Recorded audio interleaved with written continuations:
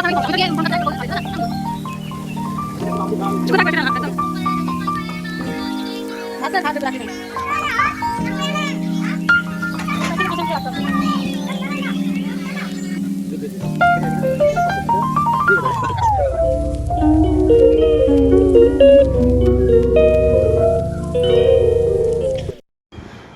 Everyone, good morning, welcome back to my channel. কেমন আছো তোমরা? আশা করি ভালো আছো, সুস্থ আছো।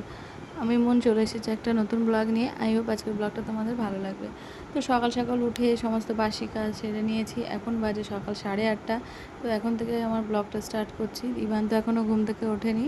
তো এখন স্কুল ছুটি বলে একটু বেশিক্ষণ ঘুম পাড়াচ্ছি, কারণ ও স্কুল খুলে গেলে তো 8টার সময় ওকে উঠিয়ে দিই, 9টার মধ্যে স্কুলে পাঠিয়ে দিই। তো ভাবলাম এখন একটু ঘুমাক, দেন আমি কাজগুলো তাড়াতাড়ি করে নিই আর কি। তো চলো তোমরা ব্লগটা দেখতে থাকো। সমস্ত কাজ সারার পর মনে হয় যেন রান্নাটা বসিয়ে দিই। রান্নাটা হয়ে গেলে যেন দিনের অনেক বড় একটা কাজ কমপ্লিট হয়ে যায়, কিন্তু সবজি নেই। সকাল থেকে ভাবছি কী রান্না করব। তো ওর পাপাকে বললাম একটু মুদিখানার দোকান থেকে একটু সবজি এনে দাও। এই পাশের মুদিখানার দোকান আছে, তো ওখান থেকে একটু সবজি এনে দিতে বললাম। গেছে, আর আমি দুটো বিস্কুট খেয়ে নিলাম, আর খালি পেটে খিদে পেয়ে গেছিলো। তো দেখো ঝিঙা, চিচিঙ্গা আর হচ্ছে কাঁকরোল নিয়ে এসছে, আর ইভানের জন্য একটু খাবার নিয়ে এসছে। তো চলে গেলাম রান্নাঘরের দিকে। তারপরে ইভানের বাবা বললো আমার কিছু দাও খাবার, খেয়ে আমি একটু বাড়ি যাই, দরকার আছে। আমি বললাম ঠিক আছে তাহলে খেয়ে যাও। তো ও ছাতু আর মুড়ি খেলো। আমি তো রুটি করতে পারি না সকালবেলা, সেই জন্য আর রুটি করি না, কারণ রুটি করারটা আমার কাছে কেমন জানি ঝামেলা মনে হয়। আর আমি তো রুটি খাই না সকালে। আর ইভানের পাপারও খেতে খেতে অনেকটা দেরি হয়। ও অনেক সময় সকালে ভাত খায় কিংবা ছাতু মুড়ি খায়। তো এই যে আমিও আজকে ওটস বানাইনি, ছাতু নিয়েছি আর মুড়ি দিয়ে, এটাই আমার ব্রেকফাস্ট হবে। আর ইভানের পাপা ছাতু মুড়ি, কলা, আম একসঙ্গে মেখে খেয়েছে। আমি আবার এত কিছু দিয়ে মানে মুড়িটা খেতে পারি না আর কি। তো যাই হোক কোনো রকম একটু খেলাম, যাতে খেতে হয়। তো মানি ব্যাগটা ভুলে গেছিলো, তাহলে মানি ব্যাগটা নিয়ে যাও। বললো যে না, মানি ব্যাগটা আমি এমনি ইচ্ছা করে রেখে গেছি, ওতে টাকা নেই, আমি নেবো না। আমি ঠিক আছে তাহলে রেখে দিলাম। তো যাচ্ছে, রোদের মধ্যে ছাতাটা দিয়ে দিলাম যে রোদ লাগবে এর জন্যই। তো দেন এর ফাঁকে আমি রান্নাটা বসিয়ে দিয়েছি। ওর বাবা আস্তে আস্তে রান্নাটা হয়ে যাবে। এই যে ঝিঙা, আলু আর কয়েকটা চিংড়ি মাছ ছিল, সেটা দিয়েই রান্না করছি, আর ভেন্ডি আলু দিয়ে চচ্চড়ি করব। ব্যাস এটাই আমাদের আজকে দুপুরের লাঞ্চ হবে। আর ইভানের ফাঁকে ইভানকে স্নান করে দিয়েছি, দুষ্টুমি করছিল খুব। তো দেখো রান্নাঘরে এসে শুধু পোকা মারবো করে আর কি। পোকাগুলোও হয়েছে, রান্নাঘরটা পরিষ্কার করতে হবে, সময় পায় না, এই জন্য আর করা হয় না। আর কালকের বাসি ডালের তরকারি আর মাছটা আছে, সেটা দিয়েই হয়ে যাবে। এই রান্না করতে করতে ইভানের পাপা আবার চলে আসলো বাড়ি থেকে। তো দেখো কি নিয়ে এসছে।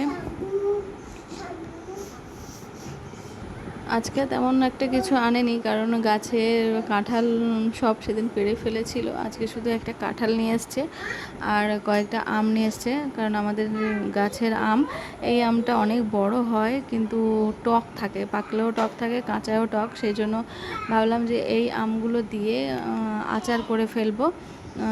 আর কয়েকটা গাছের লেবু নিয়ে এসছে। লেবুটা জানো সবসময় দরকার হয়, গরমের মধ্যে লেবু থাকলে আর কিছু লাগে না আর কি। যাই হোক আমগুলো অনেক বড় হয়েছে, এত বড় কোনোবারই হয় না, এবারে যেন একটু বেশি বড় হয়েছে। আর দেখতে তো মানে হেভি লাগে, মনে হয় যেন রেখে পাকিয়ে খাই, কিন্তু এটা পাকিয়ে খাওয়া যাবে না, প্রচণ্ড টক, পাকাও খুব টক লাগে। এই জন্য ভাবলাম চাটনি মানে আচার করে রেখে দেবো, যাতে আমার সারা বছর খাওয়া যায় আর কি। তো যাই হোক লাস্ট সিজনের কাঁচা আম তো পেয়ে আমি ভীষণ খুশি, তো সেটা দিয়েই আচার বানাবো। আর এই যে লেবুগুলো তো রোজ রোজ লাগে ছাতুর জল খেতে, ছাতু খেতে। আর এই যে একটা কাঁঠাল, আর কাঁঠাল আর গাছে নেই, সেদিন তো সব পেরেছে। আর এই আজকে এই লাস্ট একটা নিয়ে এসছে, আমি খাই এর জন্যই। ইভানের পাপা অত বেশি ভালোবাসে না কাঁঠাল, আমি খাই। কি জানি কাঁঠালটা আমার কাছে তো ভীষণ ভালো লাগে, মজার একটা খাবার লাগে। খুব টেস্টি লাগে আর কি। যাই হোক, খুব বেশি একটা খেতে পারি না, যতটুকু খাওয়ার ততটুকু খাই আর কি।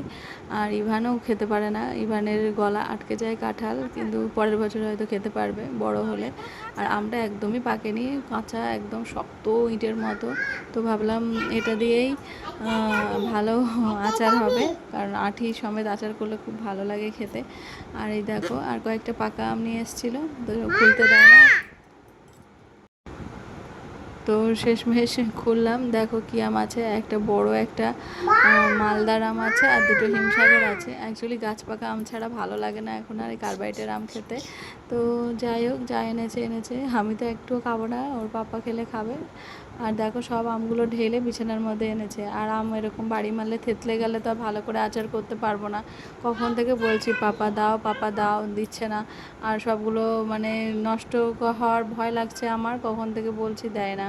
কারণ জানোই তো, থেতলে গেলে আমার ভালো হবে বলো আচার করতে, সবগুলো বাড়ি মেরে মেরে করছে।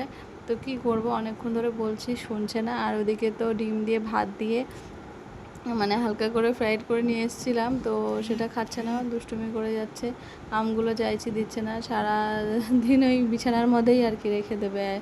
তো দেন এর ফাঁকেই আমি রান্নাবান্না কমপ্লিট করে ভাত টাত নিয়ে এসেছি। এই যে ভেন্ডি আলু আর চিংড়ি মাছ দিয়ে চচ্চড়ি করেছি, আর হচ্ছে ঝিঙা আলু চিংড়ি মাছ দিয়ে ঝোল। তো গরমের মধ্যেই হালকা পাতলাই রান্না করেছি। তো খাওয়া দাওয়া করে ইভানের বাবা চলে গেছে। আর সারা দুপুরবেলা আমরা দুজনে মা ছেলে মিলে ঘরে হাত পাকা দিয়ে হাওয়া খেয়েছি, কারণ কারেন্ট অফ হয়ে গেছিলো। আর লাইট অফের জন্য ইভানও ঘুমাতে পারিনি, আমিও একটু রেস্ট নিতে পারিনি। সারা দুপুর দুজন মিলে খেলা করেছি। আর এই যে সন্ধ্যাবেলা হয়েছে, ঘর টর পরিষ্কার করে দেন সন্ধ্যাবাতি দিয়ে দেন বসবো। তার আগে স্নান করে নিয়েছি, প্রচণ্ড গরম লাগছিল যেহেতু কারেন্ট চলে গেছিলো, আর গরমে একদম সিদ্ধ হয়ে গেছি।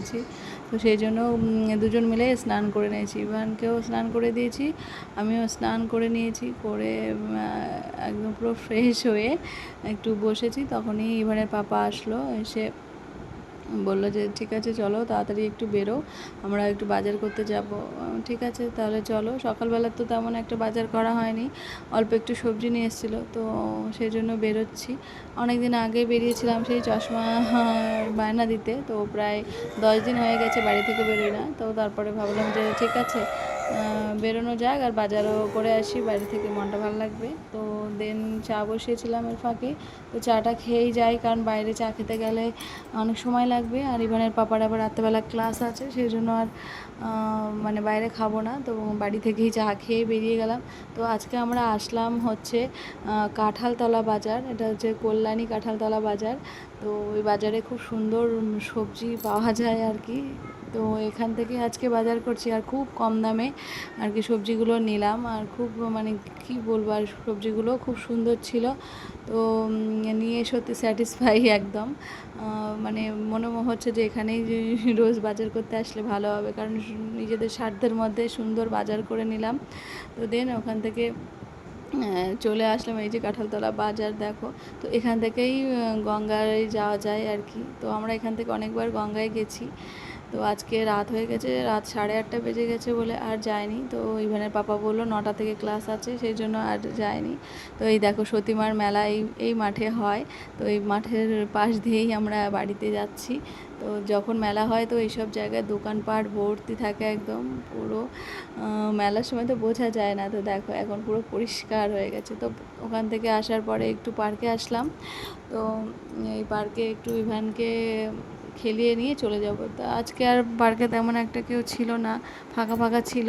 তো ইভানের অতটা ভালো লাগছিল না। তো দেন বাবাকে বললাম যে চলো চলো, তাও আসবে না, ও দৌড়াবে আর কি, খেলার সাথী নেই তাও দৌড়াবে। তো যাই হোক, রাত্রেবেলা এইসব পার্কে আসা যায়, এটাই বেশি। তো মন ভালো না লাগলে, ইভানের ভালো না লাগলে নিয়ে আসতে পারি, এটাই অনেক। তো যাই হোক, সারাদিন ঘরের মধ্যে বোর হয়ে যায়, সেই জন্য নিয়ে আসা উচিত, প্রতিদিনই আনা দরকার, কিন্তু আমি পারি না আনতে। তো কি করব, আর কিছু করার নেই। আর সারাদিন ঘরের কাজকর্ম করতে, তারপর ওকে সামলাতেই আর আমার আর সন্ধ্যাবেলা ওকে নিয়ে আর বেরোনো হয় না, বিকালবেলাটা আর কি। যাই হোক, আর আর ওকে নিয়ে আমি একা যদি বেরোই তাহলে কি করে বলো তো, আমার কোল থেকে একটুও নামে না, আর আমি ওকে কোলে নিয়ে আমি হাঁটতে পারি না, খুব কষ্ট হয় আমার। অ্যাকচুয়ালি 2বার ইঞ্জেকশন করা হয়েছে কোমরে, মানে সিজারিয়ান ইঞ্জেকশন যেটা বলে, তো সেই জন্যই আমি পারি না ওকে নিয়ে, মানে কোমরে খুব যন্ত্রণা করে। তো তারপরে চলে আসলাম 2 নম্বর মার্কেটে, একটু চেরি ফল নিলাম আর অ্যাপেল নিলাম, একটা লেবু নিলাম আর কলা নিলাম। তো এই ফলগুলো নিয়ে নিলাম, তো বারবার ফল কিনতে আসতে পারি না, সেই জন্য একটু ফল নিয়ে নিলাম।